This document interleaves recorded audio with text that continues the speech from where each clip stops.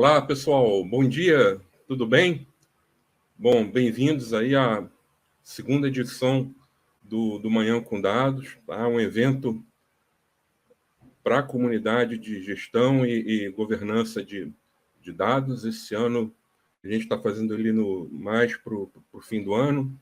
O primeiro, algumas pessoas aqui eu acredito que tenham participado, foi uma edição presencial, tá? Fizemos ali no local, na Alameda Santos, ali perto da Avenida Paulista. E esse ano,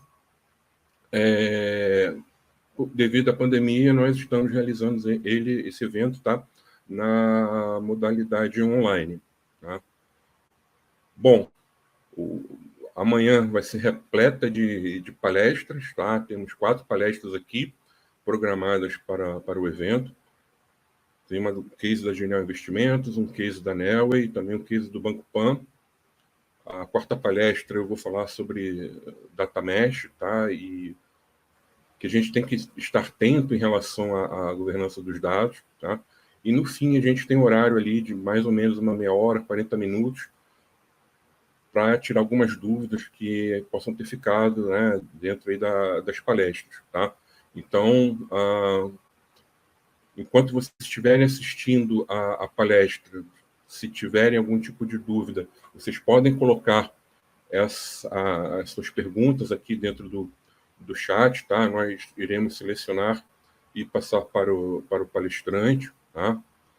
Bom, para manter o tempo, né, já vou fazer a apresentação aqui do Leonardo, será a primeira palestra, tá? O Leonardo ele vai falar do case da Genial Investimentos, tá? Com um foco grande em arquitetura da informação, tá? E como a arquitetura da informação é tida como um pilar fundamental para o programa de governança de dados, tá? Então, aproveitem bem aí o conteúdo que o Leonardo vai passar para vocês, tá? E vamos lá, Leonardo, pode começar a sua apresentação, seja bem-vindo. Obrigado, Bergson. Bom dia a todos aí que estão nos acompanhando, é um prazer estar aqui. Agradeço desde já aqui o convite do Bergson, né? Uma honra, né, poder estar aqui dividindo esse momento aqui com um grande especialista que ele é. E quero compartilhar aqui um pouco do nosso conhecimento, daquilo que a gente está trabalhando na Genial, né? Um pouco dessa estratégia que a gente entende que é bastante importante para um programa de governança de dados, como o Bergson mesmo já colocou. Tá bom, pessoal? Então, espero que aproveitem aí, né? Eu preparei um materialzinho aqui rápido para a gente poder compartilhar e falar um pouco a respeito. Legal? Então, vou compartilhar minha tela com vocês. Só um momentinho que eu estou colocando. Acho que ela está...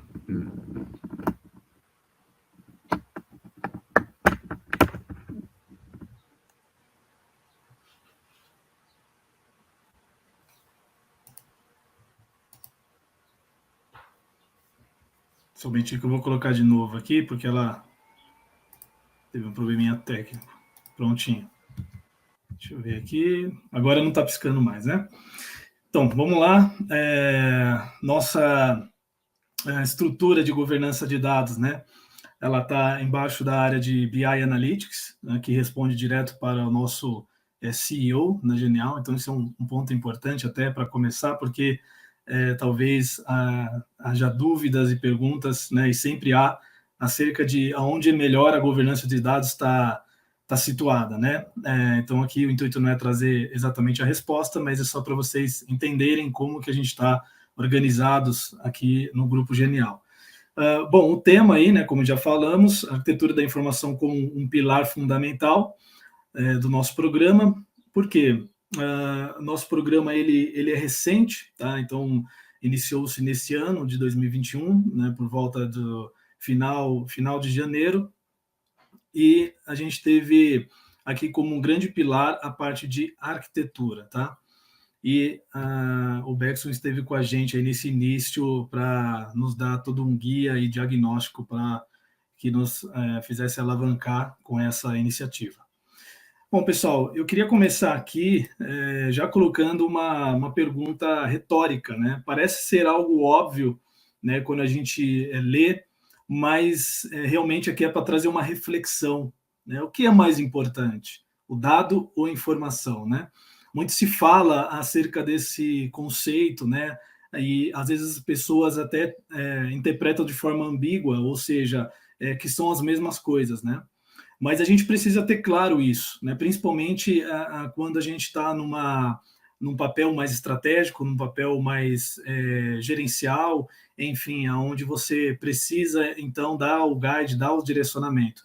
Precisamos estar claro isso. Por quê? O dado, não necessariamente, o dado ele pode ser novo, né? Então, quando você replica este dado para N tecnologia, eu estou criando algo novo, estou criando um objeto novo, estou criando um elemento tecnológico novo.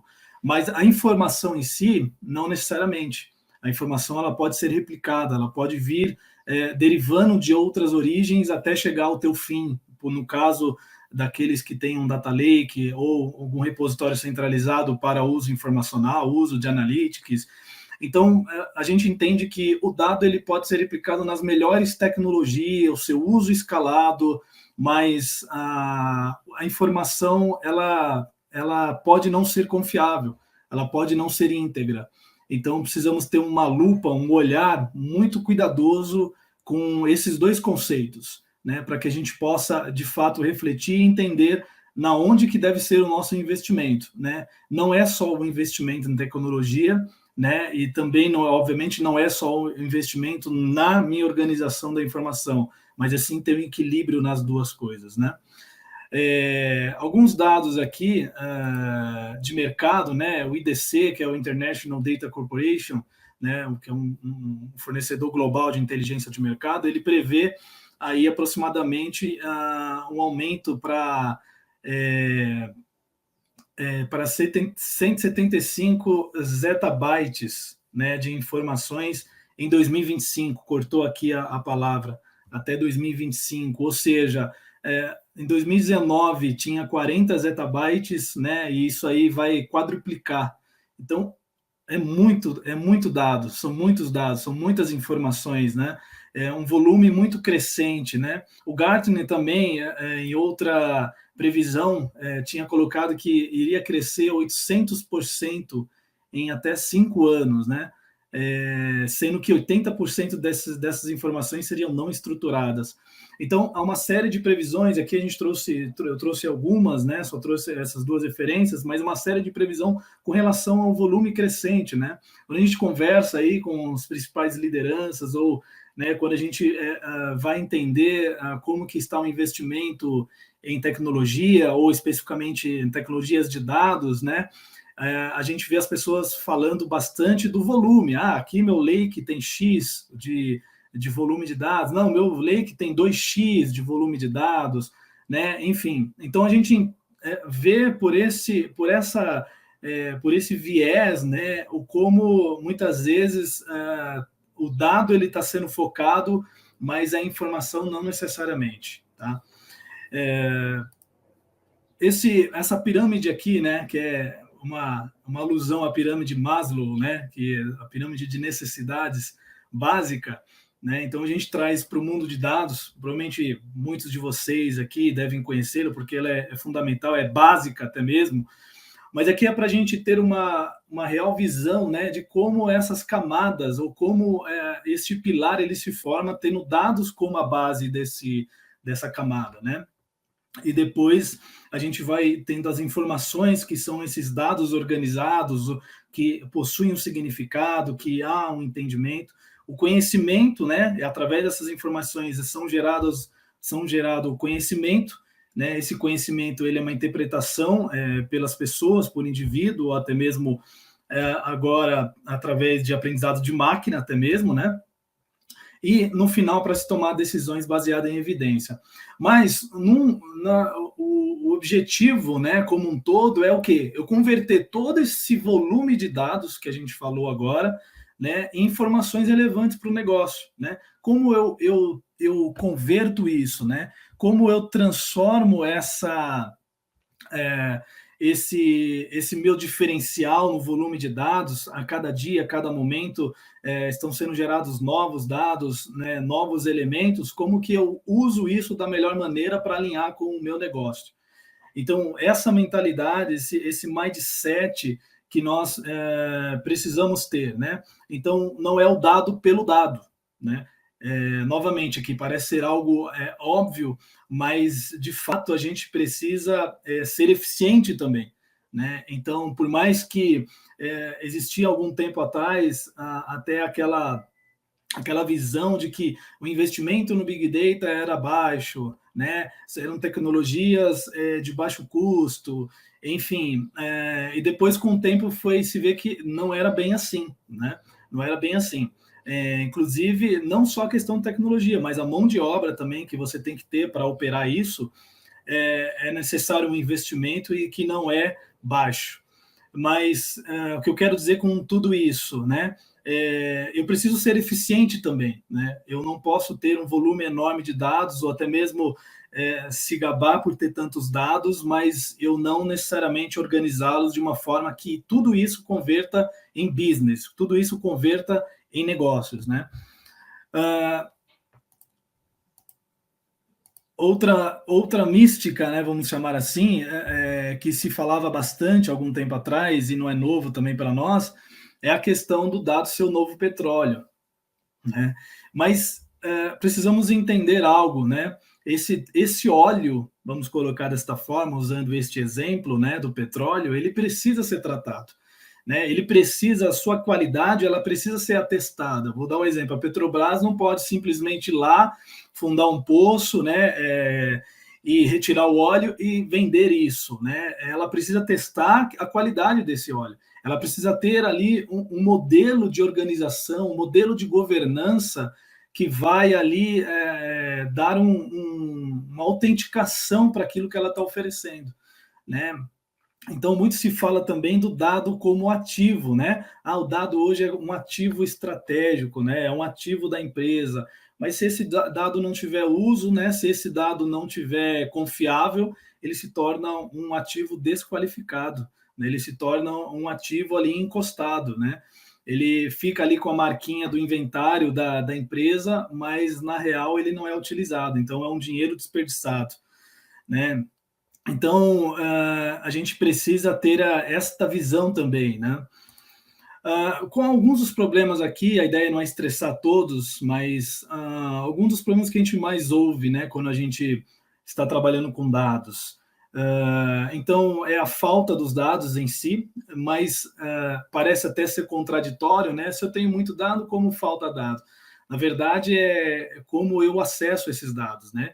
Eu não consigo ter acesso, eu não tenho a clareza de onde esses dados estão, né? Ou eu tenho os dados, mas eles estão espalhados, eles estão em silos, eles estão ali guardados pelas suas respectivas áreas, né? Cercados por ela.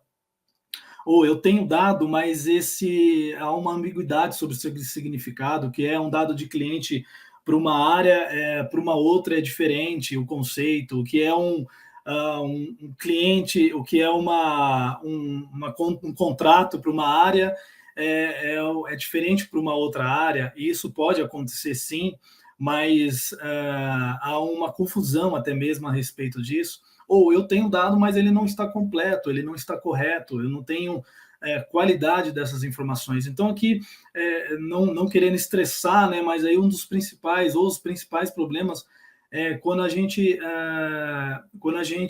se depara com essa multidão de dados, multidão de informações, né? E o ideal, então, é o quê? O ideal é investir na governança de dados, né? O ideal é que se estabeleça um plano, se estabeleça uma frente, se estabeleça um programa a respeito de qualidade, de governança de dados, né? E como eu começo? Por onde eu começo? Então, aqui, só ilustrando, né? Nós temos dois ambientes aqui, onde a gente chama as fontes de dados, ou os meus sources, né? As minhas origens, desde dados não estruturados, como dados estruturados, e eu tenho aqui o meu lake, né? Nesse exemplo, que pode ser qualquer outro repositório centralizado para fins informacionais. Aqui é somente para a gente ilustrar. né, existem algumas abordagens, né? A boa parte das empresas que começaram a investir em governança nos últimos anos, elas têm começado pela governança no Lake, né? Então, isso é uma abordagem. É errada essa abordagem? Não necessariamente ela é errada, né? Não colocaria desta forma que ela é errada, mas tem que se entender como que está a minha arquitetura de dados, como que está o meu modelo de dados, né? Por quê? Porque se eu não tiver as minhas fontes de uma forma estruturada, organizada, documentada, o meu lake, na verdade, ele vai ser só um repositório de informações que não tem valor, ou de dados que não tem valor. Obviamente, eu tenho informações que eu posso gerar novas dentro do lake, né? Tabelas enriquecidas ou até mesmo transformadas, mas quando eu trago uma réplica dessas informações das origens, eu também vou estar trazendo junto todos os problemas que esse dado tem na origem. Então, se esse dado tem um problema de qualidade, eu vou trazer este problema para o meu lake, né? Se esse dado ele tem um problema de modelagem, eu vou trazer isso para o meu lake. Se eu não tenho documentação no meu lake, vai ser muito complexo eu gerar essa documentação, né? E por aí vai. E aí a gente fala de segurança e fala de LGPD. Eu não consigo ter uma rastreabilidade uma vez que eu não tenho nenhuma documentação, uma vez que eu não tenho nenhuma estrutura organizada minimamente. Então, é necessário nós entendermos o cenário da empresa, né? Como que está esses dois cenários. Não só o mundo informacional. Pode parecer simples e trivial fazer pelo Lake, né? Mas temos que levar em consideração todos esses pontos que eu coloquei agora. E o ideal, né? O ideal é que essa governança ela seja abordada nos dois mundos, né? Eventualmente, se possível, aliás, até em paralelo, para que à medida que eu vou melhorando as minhas fontes de dados, à medida que eu vou investindo nas minhas fontes de dados, nos meus dados de origem, né? Naturalmente, as minhas informações que são replicadas para o Lake, os meus dados que são replicados para outros repositórios informacionais, eles também vão tendo uma melhor qualidade. Então, o ideal é que esta governança, que esta arquitetura, né, ela seja holística, né? Ela olhe os dois mundos, né? Ela cresça de forma até mesmo em paralelo, se possível. Claro, existe um esforço maior, a gente sabe que quando uma coisa é olhar para abordar um ambiente só, né? Como o caso de um lake, por exemplo, onde você tem tudo novo, onde você, muitas vezes, as tecnologias ali, seja on-premise ou até mesmo em cloud, ela já traz uma série de ferramentas que ajudam a governar o ambiente, então você tem uma certa facilidade, né, em implementação, então parece algo mais trivial, mas a gente tem que entender que os ganhos a longo prazo de se investir nas fontes, ele é maior do que eu somente iniciar pelo Lake. De novo, pessoal, aqui a gente não está colocando o que é mais correto ou o que está errado, né? Aqui é alguns tipos de abordagem e para a gente colocar aqui as variáveis que a gente tem que levar em consideração quando a gente for tomar uma decisão por onde começar, né? Então, idealmente, que a gente comece ou se estabeleça ou pelo menos elementos mínimos nos dois ambientes para que a gente consiga, em médio e longo prazo, colher esses resultados, ok? Bom, enfim, então, dado todo esse contexto, né? Dado esse contexto da provocação inicial, o que é mais importante, como que está crescendo esse volume de dados, os problemas e como a gente resolve, né? Vou falar um pouquinho agora, então, da nossa abordagem na Genial, tá? O nosso programa, como eu falei, ele iniciou-se por volta de fevereiro, março, né?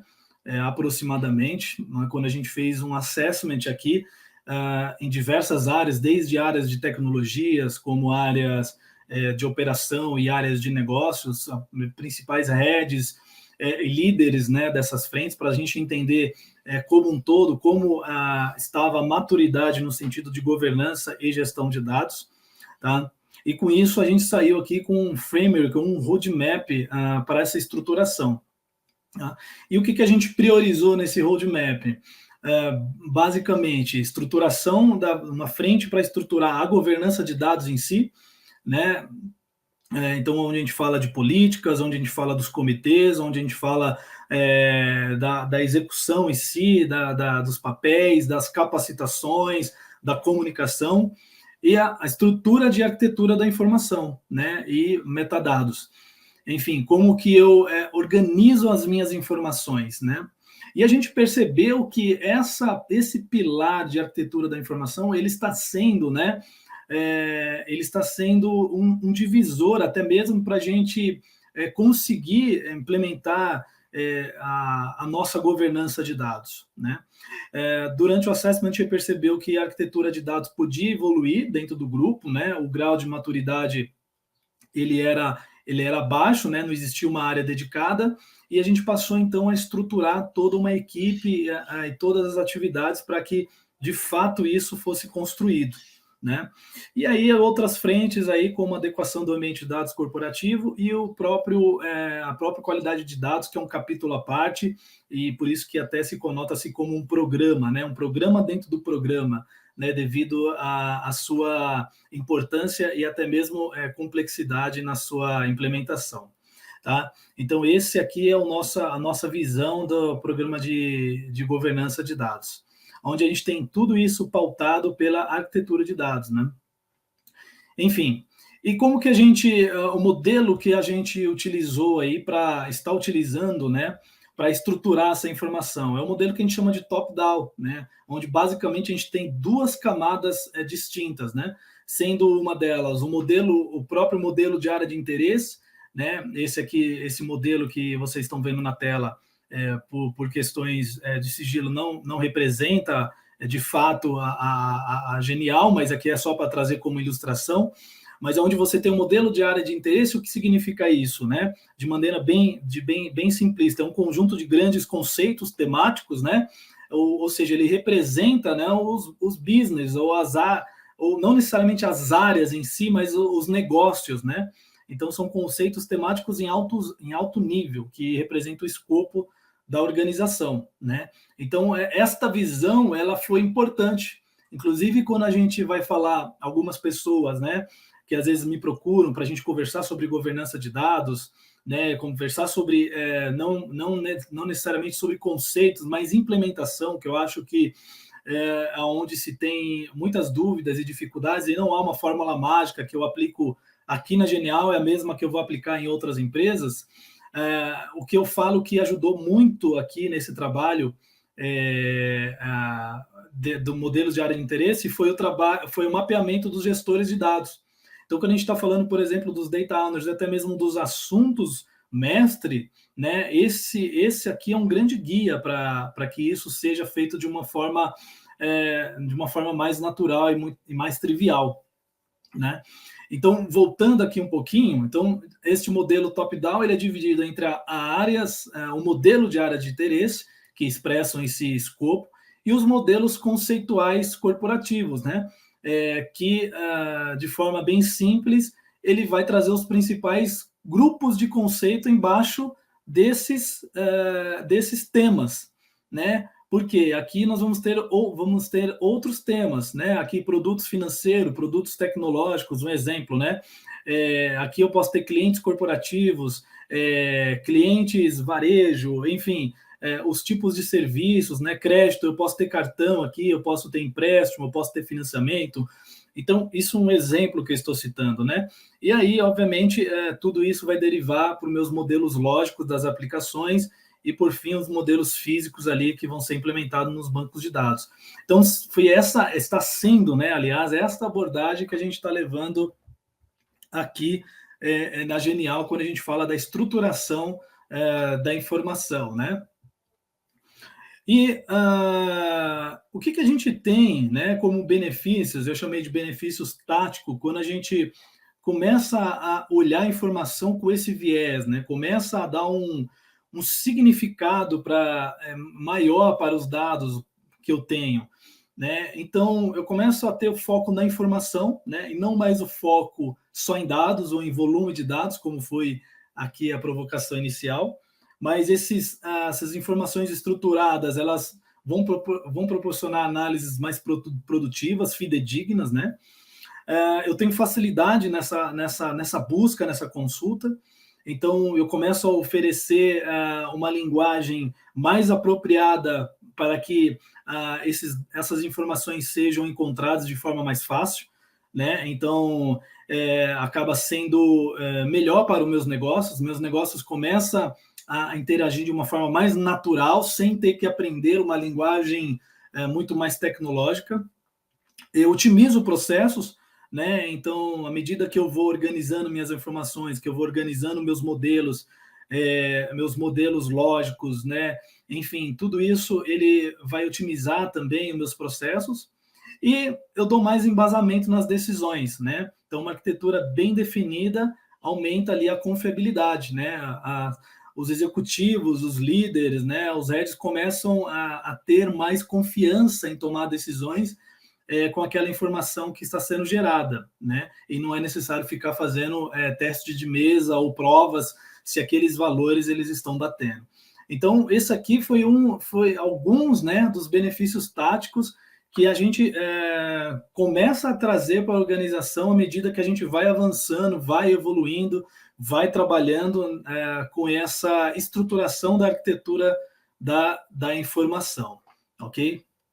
Bom, no sentido estratégico, né, quais mais benefícios eu trago? E aqui não somente pela questão da arquitetura de dados ou arquitetura da informação, né, mas também aí alavancando também o programa de governança como um todo, né? Então, eu alavanco a gestão do conhecimento, uma vez que, eventualmente, essas informações ou esses dados eles estavam muito em silos, estava ali muito dentro do conceito de um negócio específico. A partir do momento que eu começo a documentar, começo a ter uma documentação do modelo, começo a ter o registro disso, eu democratizo esse conhecimento, a visão da disponibilidade, né, que é um dos problemas lá que a gente falou no início, a visão da disponibilidade desse dado para toda a organização, né? Então, essa gestão do conhecimento ela não fica mais somente centralizada numa pessoa, numa área, mas a gente começa a ter o dado como, de fato, um ativo da empresa, esse dado pertence à empresa e não à área A ou à área B, né?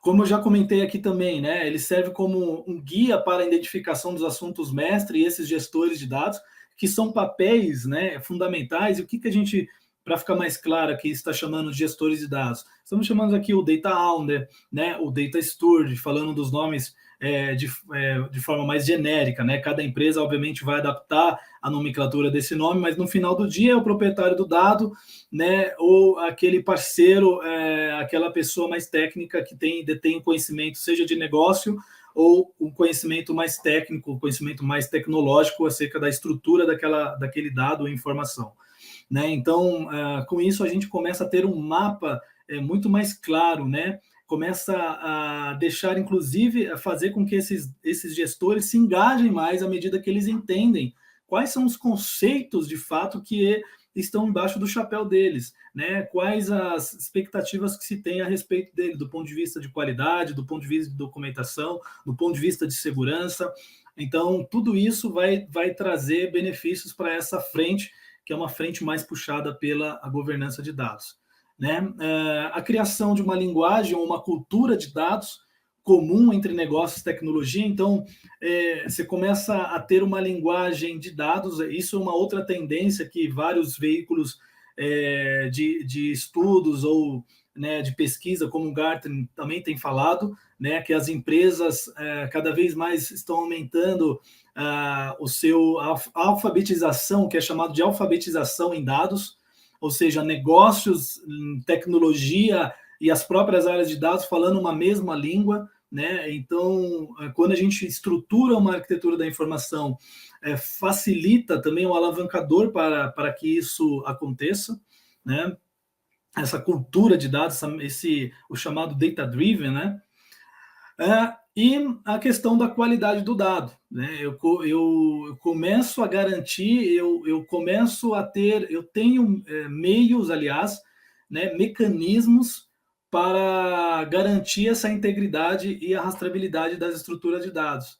Então, à medida que eu tenho toda uma organização, desde o meu no modelo mais conceitual em alto nível, descendo para grupos e depois descendo para modelos lógicos e físicos, eu tenho mecanismos para estabelecer melhor a minha rastreabilidade.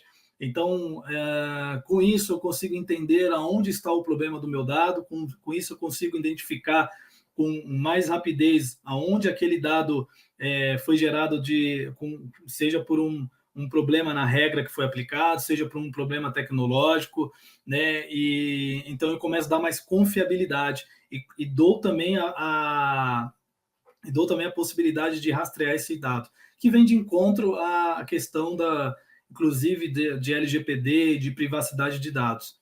Então, de forma geral, pessoal, né? Eu sei que estou sendo aqui bem rápido aqui, né? Nessa apresentação, porque de fato estamos nesta jornada, né? Estamos no meio dessa jornada.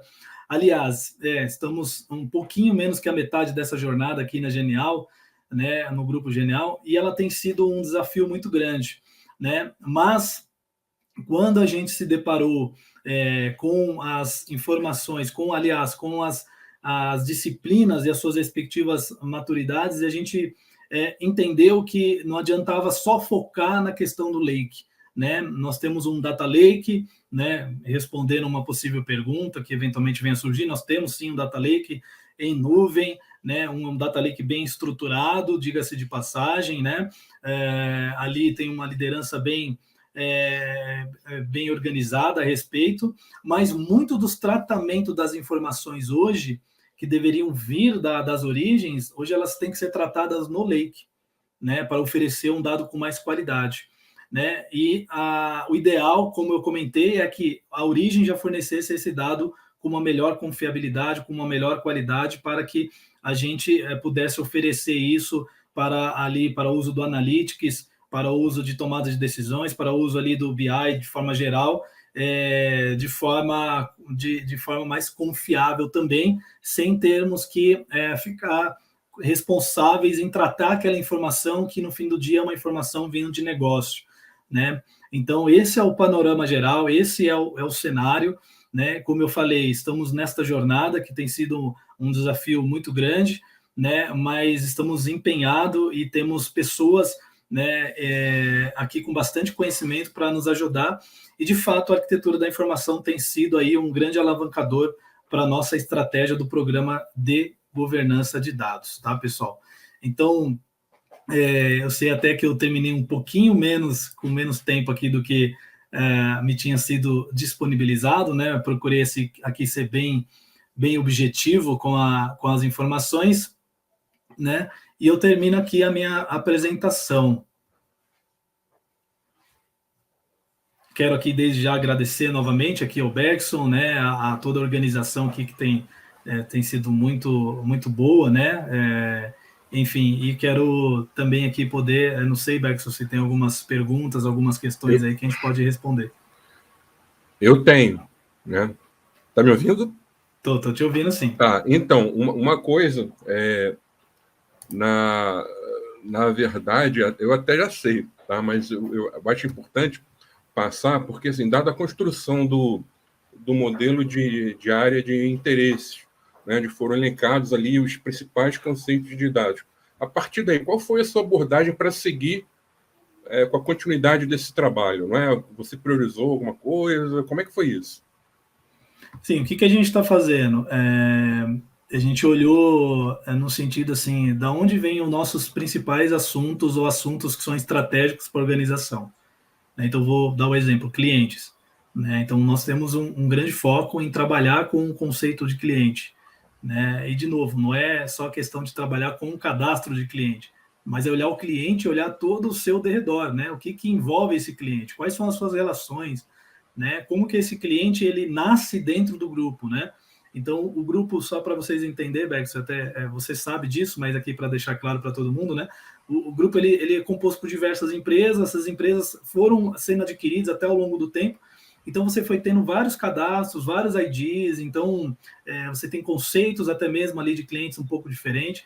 Então, dado esse modelo de área de interesse, a gente trabalha em cima, a gente destacou assuntos que a gente considera como assuntos mestre, como exemplo esse que eu estou dando de clientes, para que a gente focasse e ali, inclusive, identificasse os gestores, os stewards ali, para trabalhar em conjunto já, formando esse comitê, né, já próximo a eles, né, ou grupo de trabalho, né, e ali já trazendo para eles na prática o que é esse papel, né, porque a grande dificuldade quando a gente se fala, só emendando um pouco da sua pergunta, a grande dificuldade de fazer na questão do mapeamento dos gestores de dados não é só o mapeamento em si, né, mas é fazer com que eles se engajem com os trabalhos.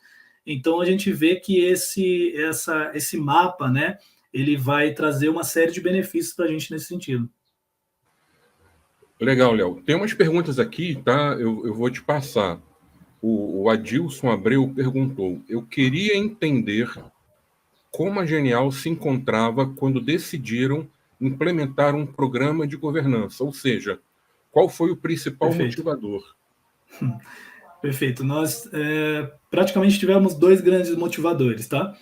Primeiro, a gente teve o regulador aqui no ano passado, né? Ele esteve aqui no ano passado e fez um apontamento de uma série de disciplinas de gestão de dados que a gente não tinha, tá? Então, como eu já falei, não se tinha uma área de arquitetura de dados, né? Não necessariamente não significa que não tinha uma modelagem de dados, mas não tinha uma área dedicada, não tinha profissionais dedicados para olhar a informação e a documentação dela. Então, não se existia um comitê que tomava-se decisão a respeito de dados, enfim. Então, esse regulador veio ano passado, fez uma série de apontamentos, foi elaborado ainda no ano passado um plano de resposta para esse regulador, mas era necessário trazer alguém para liderar essa frente. Foi aí onde eu vim para a Genial.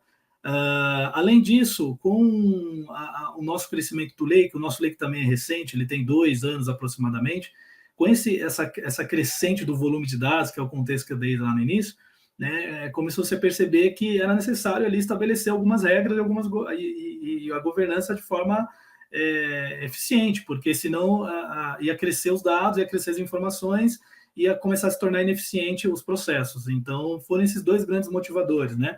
Tanto no aspecto informacional, quanto no aspecto do regulador, para que a gente pudesse trazer aí as melhores práticas de gestão e governança. Legal. Tem bastante pergunta aqui, tá? Vamos lá. Mas se livrar de mim fácil assim não. Vamos lá. Eu tentei fazer um pouco até mais rápido para a gente deixar um pouquinho mais para as perguntas aí que eu sabia que ia ter. Legal. O Thiago... Não, cadê? O Thiago Viana, complementando a pergunta da Dilson. E quando começaram, ou seja, quando começou esse trabalho, foram recursos próprios ou buscaram reforço em uma consultoria especializada? Eu comecei, a área começou só comigo, né?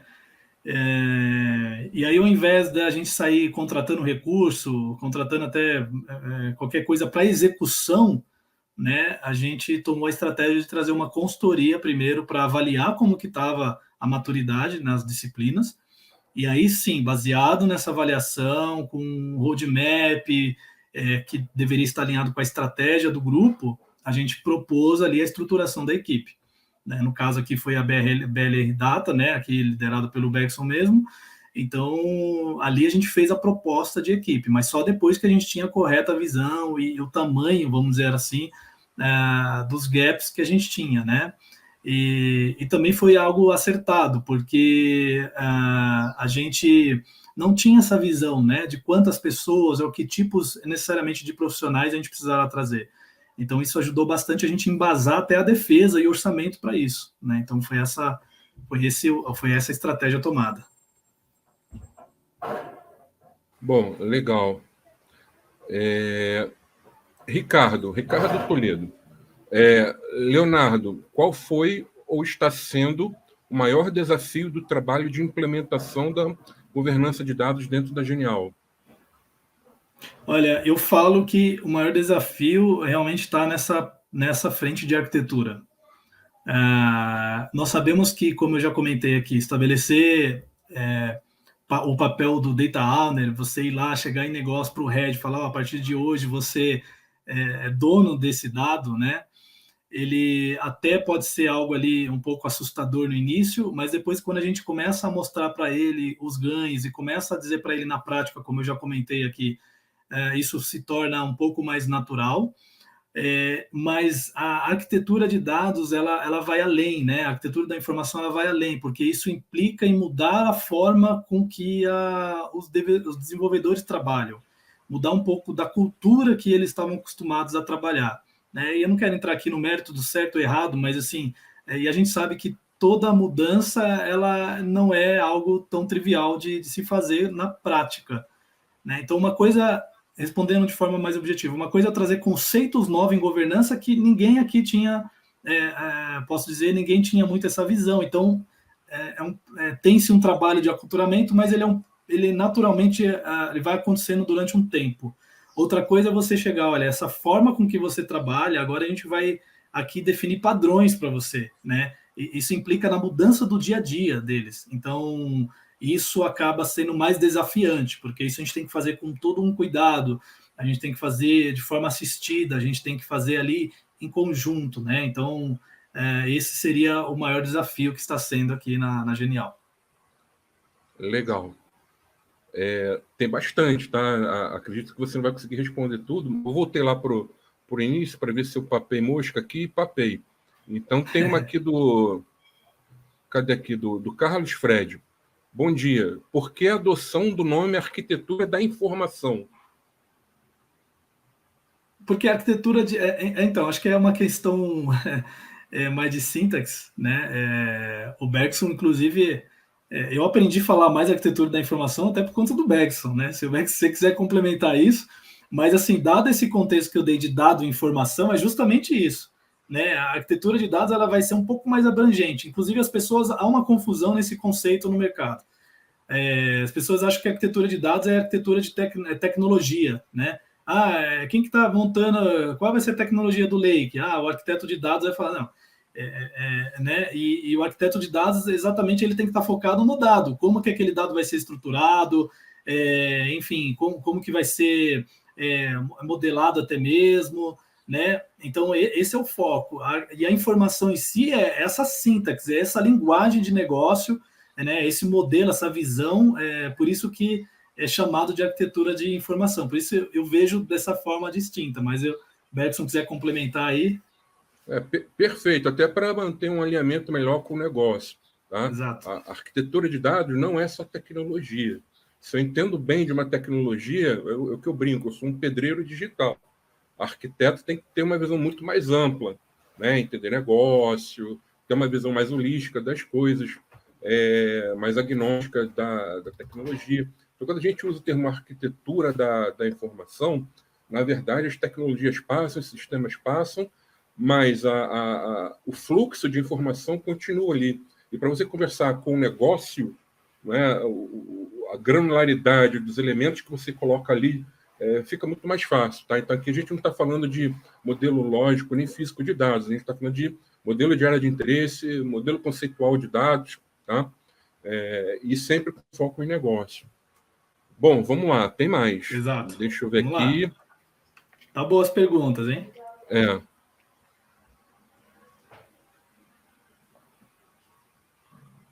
Marcelo Araújo.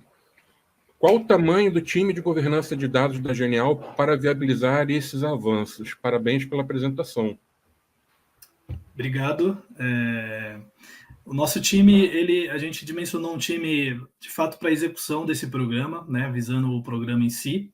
Né, então, a gente começou com 3 recursos, além eu e mais 3 pessoas, né, mais 3 pessoas aí para atuarem dentro dessas disciplinas. Então, basicamente, é isso. E a ideia é o quê? Que conforme a gente vai estabelecendo os processos e veja a necessidade de ter mais recursos, a gente contrata. Mas a gente tem um mindset de não inchar o time, né? Então, trazer de fato conforme a necessidade, né? Conforme, parece ser algo trivial isso que eu estou falando, parece ser algo básico, mas às vezes não é, né? Equipe de governança não pode ser uma equipe simplesmente operacional, né? Não pode ser ali uma equipe braçal, né? Pelo contrário. Então, a operacionalização disso tem que ser feito com muita cautela, né? Com muito cuidado, né? Para que ela não se torne simplesmente uma área operacional, né? Mas ela tem que ser uma área estratégica. Então, a gente começou com 3 recursos para a execução desse programa. Bom, vamos lá. A última, tá, gente? Por causa da hora. Bom, vê aqui a Silvana, a mais fresquinha aqui, a última pergunta que veio. Sabemos que a implantação de governança de dados envolve mudança de cultura. Como se preparam para este desafio? Houve um plano de alinhamento constante para o convencimento? Muito obrigada e parabéns. Obrigado, muito boa pergunta, né? Realmente a questão cultural ela é algo, é um fator bastante importante. E só para vocês entenderem um pouquinho mais do contexto daqui do cenário, logo de início, o que também, no meu ponto de vista, né, e é uma dica também que eu dou, né, e dou para as pessoas que geralmente me procuram e deixo aqui para vocês também.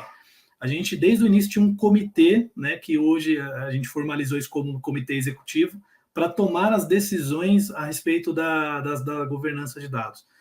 Então, esse comitê ele é composto por alguns executivos, como de tecnologia, compliance, o próprio executivo de dados, né, e áreas ali que tem bastante interação ali. Então, isso foi bastante importante para daí descer toda a estratégia. Né? Outro fator importante foi alinhamento com o RH. Então, a gente tem conversado constantemente com o RH no sentido de definir treinamentos, definir workshops, definir a linguagem, né? A gente tem feito comunicados. Então, esses assuntos, eles estão previstos, foram previstos no programa, né? Nessa etapa 1 do programa, e a gente tem executado, né? Mas, algo importante, uma lição que a gente tem aprendido, isso também tem que levar em consideração muito o cenário da empresa. Então, o que eu quero dizer com isso? Às vezes, o que a gente estabelece, manda comunicados ou faz workshops, pode funcionar para uma determinada cultura, mas para outras isso pode não ser eficiente. Então, é necessário pensar realmente melhor na estratégia. A gente tem feito isso, a gente tem no programa, sim, algumas ações relacionadas à comunicação, à capacitação, que vão nesse sentido de change management, mas a gente tem se debruçado bastante nesse assunto, no sentido de trazer novas estratégias e novos elementos para isso acontecer de forma mais eficiente. Tá? Realmente algo desafiante mesmo, mas é nesse sentido que a gente está andando. Bom, ainda tem 2 minutinhos aqui. Então, Léo, vou te explorar. Vamos lá. Fabiane, quais os perfis profissionais que compõem o time? Basicamente, de governança de dados e arquitetura de dados, ou arquitetura de informação, né? São esses dois perfis. Por que a gente chama de arquitetura de dados, né? Porque ele envolve não só esse conceito que o Bergson colocou, mas uma pessoa também que tem um olhar ali para modelagem, para negócios, então, que faz muito bem essa ponte entre tecnologia e negócios. Né? Então, por isso, esse é um papel bastante importante. Ele é mais abrangente que, por exemplo, um AD, né? Somente.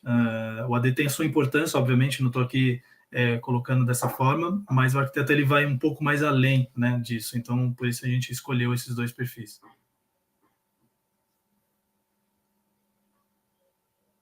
Bom, deixa eu ver aqui.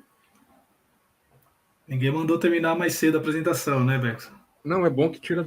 Tem um lado bom e tem, né? Não, mas já foi assim, você passa bastante. Tem um tempo bem legal para tirar dúvida, né? Sim, sim. Alexandre Bezerril. Leonardo, você entende que os processos de governança de dados agora são reais processos de negócio de uma organização e não mais fluxos de atividades? Ou seja, isso se tornou algo realmente dentro de uma linha como se fosse uma linha de negócio dentro da casa? Essa visão a gente ainda não está, não digo nem essa visão, né? essa aplicação a gente ainda não está vendo, não está vivenciando ainda de fato, tá? Sendo bem franco aqui, transparente com vocês. A gente vislumbra isso, inclusive faz parte aí do nosso programa, né? Ter essa visão da integração entre as camadas de arquitetura, quando a gente chama desde a camada de arquitetura de negócio, passando pela arquitetura de tecnologia e processos, né? Aí no meio disso. Então, essa visão a gente ainda está montando ela, vamos dizer assim.